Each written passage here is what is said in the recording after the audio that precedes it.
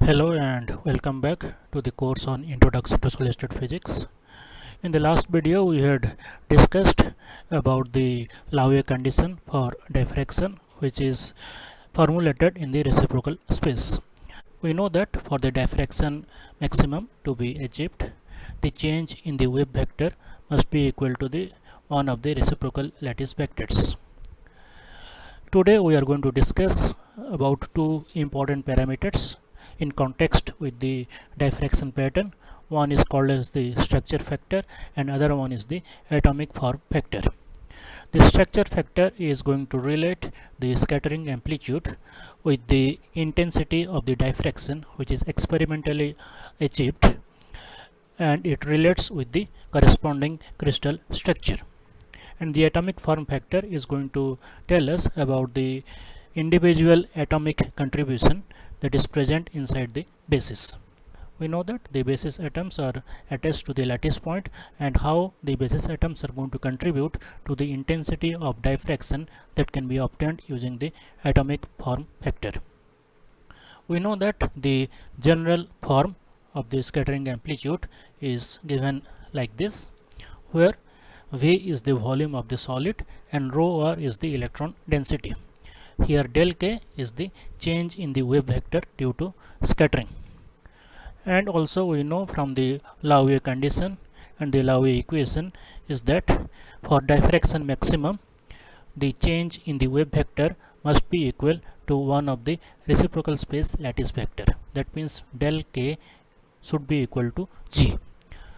So the scattering amplitude for the diffraction maximum can be written as Fg to be equal to integration over the entire solid rho r exponential minus I g dot r dv.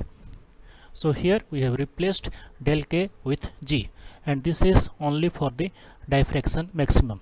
This one is the scattering amplitude in general, and this one is the scattering amplitude when the maximum intensity or the diffraction maximum takes place.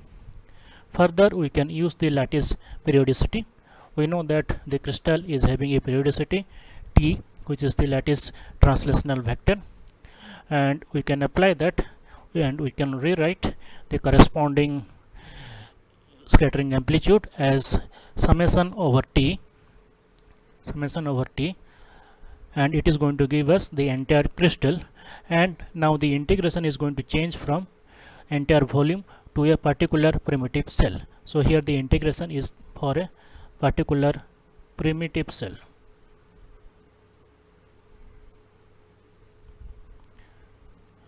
And since we are integrating, we are taking the summation with respect to T, the lattice translational vector. So we can replace rho r with rho r plus T, and here exponential minus I g dot r is replaced with minus I g dot r plus T. And why we are doing this? We are doing this because the electron density cannot be reconstructed from the Fourier analysis experimentally.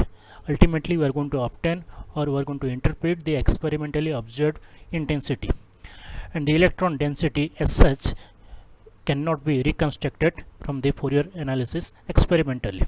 So we are taking the help of another parameter called as the structure factor, which we are going to define in the coming slide. So we have written the diffraction maximum scattering amplitude in terms of the lattice translational vector, which is summed over the lattice translational vector, and this one is the corresponding scattering amplitude for a particular primitive cell. We know that due to the crystal periodicity, rho r plus T is equal to rho r, and this exponential minus I g dot T is equal to 1. So we can rewrite the corresponding scattering amplitude for the diffraction maximum as summation over T, integration over the primitive cell rho r times exponential minus I g dot r dv. Since rho r plus T is equal to rho r and exponential minus I g dot T is equal to 1, as T is defined in the real space and G is in the reciprocal space, so the exponential minus I g dot T will be equal to 1. And now when we sum it over the entire cell over the lattice translational vector, we can find out the number of primitive cell. So summation over T can be replaced with the number of primitive cell present inside the crystal. So this expression can be written as n times the integration over the primitive cell and the rest of the terms.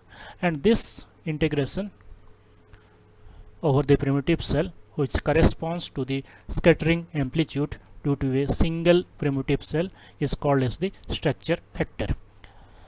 So Sg can be written as integration over the primitive cell rho over times exponential minus I g dot r dv. So this is the expression for the structure factor. And when we multiply it with the number of primitive cell, we will get the total scattering amplitude corresponding to the diffraction maximum. And this structure factor can be calculated if we know the corresponding crystal structure of the particular solid of our interest. Now let us look at the individual atomic contribution. Now let us come to the basis that is attached to the lattice point. Consider that the primitive cell contains s atoms. That means the number of basis atoms is s, and the position vectors of these s atoms are r1, r2, r3, like that up to s. And the charge density rho r for the entire primitive cell can be written as the superposition of the charge density which is associated with each atom of the basis, where J is going to vary from 1 to S.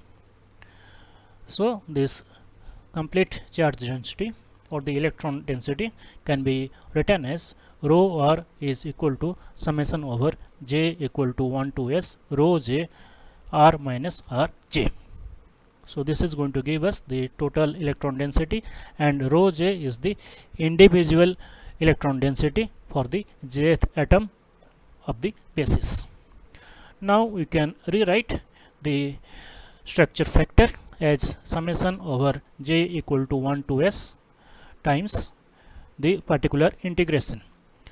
So here in the place of rho r we are writing rho J r minus rj, and the same has been summed from 1 to S, where S is the number of basis atoms attached to each lattice point. And this quantity can be rewritten as another parameter. So let us introduce zeta. The vector zeta can be written as r minus rj. So there is a change in the variable. So in the place of r minus rj we are going to write the vector zeta. So now we can write the structure factor as summation over J equal to 1 to S, and this factor can be taken out because we are doing the integration in the real space, and this rj is constant because it is corresponding to a particular atom. So rj is a constant. So when J equal to 1 it is r1, so r1 will be a constant, and the integration is over rho J vector zeta times exponential minus I g dot zeta dv. So here we are integrating over the entire primitive cell with respect to the vector zeta, which is defined as r minus rj, and this term is called as the atomic form factor.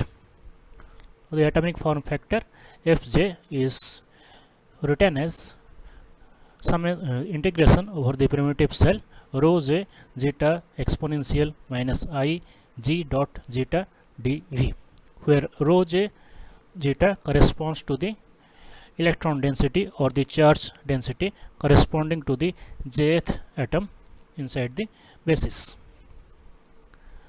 Now let us summarize what is the structure factor and what is the atomic form factor. We know that the amplitude of the diffraction peak can be written as n times the structure factor, and the structure factor can be written in terms of the atomic form factor summation over the atomic form factor times exponential minus I g dot rj. So this is the phase factor. whereas Fj is the atomic form factor, and it has been summed over the total number of atoms inside the basis attached to each lattice point. And the atomic form factor is defined as Fj is equal to integration over the primitive cell rho j zeta times exponential minus I g dot zeta dV. So what is the physical meaning of these things? The phase factor in the structure factor expression, that is exponential minus I g dot rj, is representing the interference of the basis atoms with each other. So there are suppose s number of basis atoms, and how each basis atom electron density is going to interfere with each other, that is given by this phase factor, which is in the structure factor. Whereas the atomic form factor Fj represents the influence of the atomic structure and the electron density of the jth atom. So that means it is going to give us an idea about the interference inside the atom. Within the atom, it is going to give us the information about the interference. So this is about the structure factor and the atomic form factor, which we need to relate the intensity of diffraction with the crystal structure and the contribution of each basis atom. We can correlate the intensity as the mod square of the structure factor, and the relative intensity of the Bragg peak or the diffraction peak that we observe experimentally can be obtained by calculating the structure factor, and taking the mod square of the structure factor, we can obtain the, or we can compare the intensities of the different Bragg peaks that is observed experimentally. Now let us take a few examples, particularly for the monoatomic BCC crystal and the monoatomic FCC crystal, and we will try to obtain the corresponding structure factor for this particular crystals. So this is the BCC crystal, and we know that the BCC primitive cell, the BCC unit cell can be written as, or can be thought as, a simple cubic structure. The BCC unit cell can be thought of a simple cubic structure with the basis atoms at 0 0 0 and half half half. So like that, we can think the BCC structure to be a primitive cell containing the basis, and the basis is having two atoms. One is at 0 0 0 and the other one is at half half and half. And we can write the corresponding position vectors. That means for the one of the atoms, the R1 is equal to 0, whereas R2 is equal to a by 2 x cap plus y cap plus z cap. In this case, we are having only two atoms, that means j equal to 1 to s. So here s is equal to 2, and this is the corresponding primitive unit cell for the monoatomic BCC structure. And the corresponding basis vectors a1, a2 and a3 can be written as a by 2 minus x cap plus y cap plus z cap. A2 can be written as a by 2 x cap minus y cap plus z cap. Similarly, a3 can be written as a by 2 x cap plus y cap minus z cap. So this is the primitive cell for the BCC structure. Now let us try to calculate the structure factor for this monoatomic BCC crystal. We know the corresponding formula. The formula is, it is the sum over j equal to 1 to s. So here s is 2, so only two terms will be there, and exponential minus I g dot r j. So j equal to 1 to 2 and r1 is equal to 0. So the first term is only f, whereas the second term will be a by 2 x cap plus y cap plus z cap, because r2 is a by 2 x cap plus y cap plus z cap. So we can take f outside, and 1 plus, this will be 1 plus exponential minus I pi h plus k plus l, because we know that g is equal to h capital A plus k capital B plus L capital C. and we know that a x cap dot the capital A is going to give us 2 pi. Know that a dot a is going to give us 2 pi. So 2 will get cancelled out because there is a factor 2 at the denominator, and this a can be written as a x cap, right? A x cap.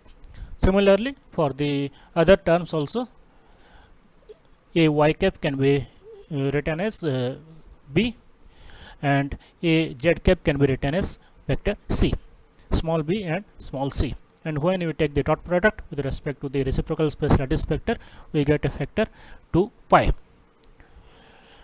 and the final result is exponential minus I pi h plus k plus l.